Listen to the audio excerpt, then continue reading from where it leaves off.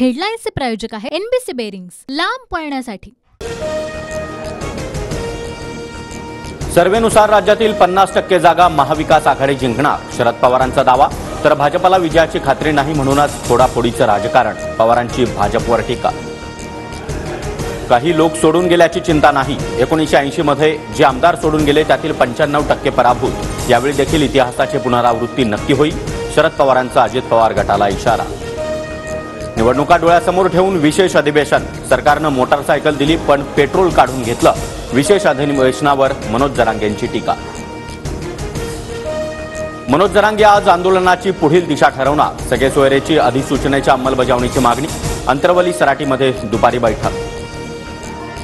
महाराष्ट्रातून 6 जणांची राज्यसभेवर बिनविरोध निवड, भाजपचे अशोक चव्हाण, मेधा कुलकर्णी, अजित गोपछडे, तर शिवसेनेकडून मिलिंद देवरा, राष्ट्रवादीचे प्रफुल्ल पटेल आणि काँग्रेसच्या हंडोरेंचा समावेश।